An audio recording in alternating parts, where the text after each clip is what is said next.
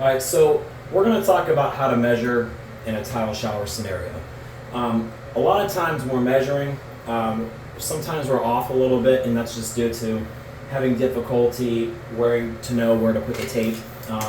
And sometimes there's not really any good place to put the tape. So we're going to kind of go over how to do that in the best way possible. And for this example, we have a tile shower all the way to the ceiling, all the way down, and we have a threshold. So how we would measure this, guys, since we can't go above and get the measurement from drywall to drywall, we can't go over here to get measurement drywall to drywall, you would have to do the best you can by just getting it from wall to wall.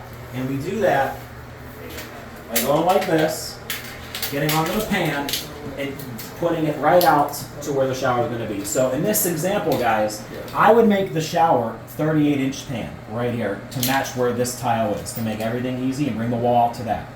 Now, that's 38 inches. But since the tile in the back is back there, I would add at least an inch to the pan so we can actually get a pan that fits in here, because otherwise we're going to order a shorter pan and it's not going to fit.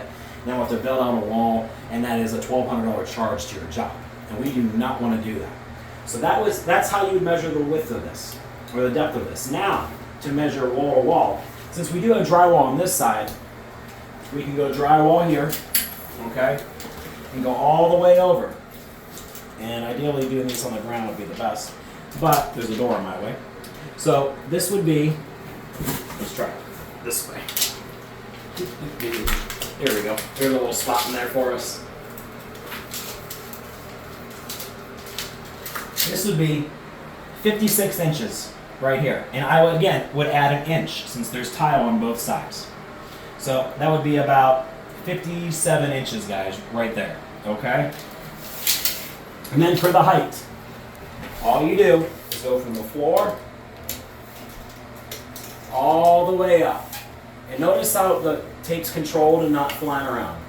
And you would go up, that says 94. You take a picture. Now, it is important, guys, when you're getting these measurements, that you take a zoomed out view of this and then a zoomed in view of where the measurement is, so we know where it is. Same thing with the width and the depth of it, because if you don't get those pictures, we're going to have a hard time knowing what to order and where it is. Especially, we need pictures of the whole shower as a whole too. We need to know if it's a center drain, where the faucet and everything's going to go. We need the picture zoomed out of the wet area, zoomed out of the bathroom looking out through the door, and then back into the bathroom through the door. And if there's a tight hallway, weird staircase, any weird obstacle, take a picture of it. And like for this bathroom, this is pretty small here. I have Nico filming. We would probably need to cut the panels to fit in here. Would you say? Absolutely. So, and make sure you put that in the notes. We might need to cut the panel to fit into the bathroom. And tell the customer when you're in the bathroom, this is tight. We might have to cut our wall panel to fit, but we're just going to seam and it's going to look pretty. Move on. If you say it confidently, there'll be no other questions. So, that's kind of the rough way that you're supposed to measure a more difficult shower situation like this, in terms of there not being a great spot to gather a measurement. If you guys have absolutely any questions whatsoever, reach out to me, reach out to your install manager, your ops manager, Mike, John Rouse. We are all here to help you guys.